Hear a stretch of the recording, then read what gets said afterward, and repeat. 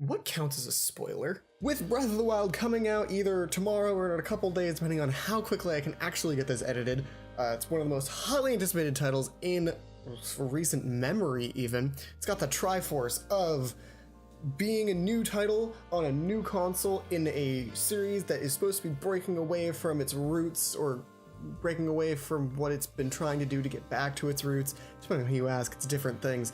There has been so much media coverage of this game. My YouTube feed was already a lot of compilations of all the trailers, all the gameplay from different Nintendo events, and then Nintendo released the media copies of the game, which is totally understandable. There's review copies, they usually go out before the console comes out, before the game comes out, but now there are a ton of videos online that are just riddled with spoilers. This has actually been a game that's been really difficult for me in terms of deciding when to stop looking at information, because how much of the game is Nintendo gonna reveal and how much do I actually want to know before I start playing it? So somewhere along the line, I looked at the videos that were coming out for this game and said, no thanks, I don't want to know anything else. And my threshold for what's a spoiler changed right at that moment. And I realized I don't really even know what a spoiler is. So according to Google, a spoiler is a person who obstructs or prevents an opponent's success while having no chance of winning a contest themselves. No, that's not right. A description of an important plot development in a television show, movie, or book, which if previously known, may reduce surprise or suspense for a first-time viewer or reader. That was how I felt about spoilers when I went into watching all the Breath of the Wild trailers. If they're not going to show anything from the plot, I won't be spoiled. And Nintendo has done a really good job of making sure that that is actually the case. None of the things that I've seen online since before the review copies went out, actually contained any information about the plot. It was all just mechanics of the game. They were mechanics, not plot points. Of course, the Switch announcement at the beginning of January did a little bit of teasing, but it's a trailer, and a trailer's supposed to tease something. It's supposed to let you know, hey, there's a plot. And so some people don't like watching trailers just exactly for that reason. But can gameplay footage that shows off the mechanics of the game be a spoiler? But can gameplay footage that shows mechanics be a spoiler? According to the Google definition, of course not, no. A spoiler is when the plot is discussed in such a way that it changes your ability to experience surprise or suspense the first time you watch something. But games aren't exactly movies. If you discuss a book or a movie and you're talking about the themes of that book or movie and the social context of the book or movie, you might accidentally start talking about the spoilers. You can't talk about the themes of a book about betrayal without spoiling the betrayal that happens therein. So how can you talk about a game without spoiling the mechanics? Or talking about Breath of the Wild specifically, can discussing the mechanics of a game that is building itself on being a departure from a tried and true formula of a series be spoilers for people who want to play the game to see what new things this kind of game can bring to the table? CGP Grey, a content creator who Andrew talks about a lot on Games We Played Too Many Times, has actually described the phrase, "you should see this movie, it's really good," as a spoiler. How can describing a movie as good be a spoiler? Well, if you are described it as good or bad, you're changing the way that the person who's going to see the movie experiences it for the first time. They're not going to be building their own interpretations, they're going to be looking for things to support or disprove your argument specifically.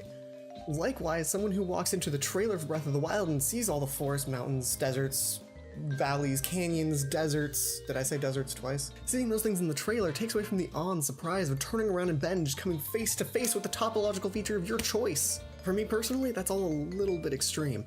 Wouldn't the very act of looking at a friend or a person, thinking about the movie and thinking to tell them that they should go see the movie, whether or not you say it's good or bad, have a lot of implications about what you thought about the movie?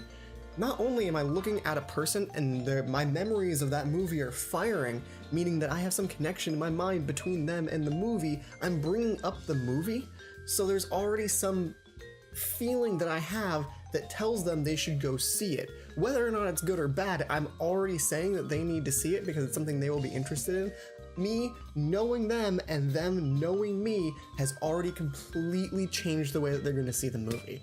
In my experience talking about media with friends, the most dangerous territory is talking about things you think might happen. Not even things that are going to happen, things you think might happen based on the information you have. Because if you're right, and that actually ends up in the final media, then you've already guessed correctly and you've undone some of the tension leading up to that moment that the creator put in there on purpose. For me, the tension, the buildup of, oh my god, was I right? Oh my god, was I right? I think I was right. Holy shit, I think I was right. Only adds to the sense of suspense and tension and surprise when you actually get to that moment. Or, shit, I was wrong. It just adds an extra layer of feeling to it rather than taking away from it, but your mileage may vary. When it comes to things that give context rather than unveiling something new, I personally don't have a lot of problems with that. Things like trailers, or even if I walk in on somebody playing a game, if it's not a critical plot point, I don't really have a problem with it in terms of spoilers. If I get to a point in the game where I turn the corner and I see the thing, I'm gonna think, holy shit, I can't wait to do the thing that they did in the trailer. That's gonna be so exciting. I'm so stoked. Let me go do the thing. I wanna do the thing. So what are spoilers? Spoilers are anything that reduces the carefully crafted build-up and tension and suspense leading up to moments of revelation and glory, even if it's something as simple as turning a corner, or if it's an entire build-up and there are breadcrumbs along the way that you might not piece together the first time through. But like we've talked about, pretty much anything you say at all about any sort of media, even if you're not exactly expressing opinions, says a lot about the media in question. So it can definitely influence the way a first-time viewer goes through the media. So the question really is, do spoilers matter? And that's a really complicated question. Just be kind and make sure you know your friend's spoiler anger dimension.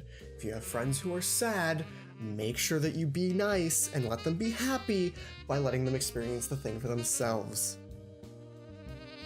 So this is a little bit different kind of video. Let me know in the comments below what you think of this and what you think of spoilers. Do you prefer to not know absolutely anything about media before you go in, or do you prefer to do a little bit of research? It's a little bit of a gray area, because how do you know if you want something and look at reviews or trailers if you don't want to be spoiled at all?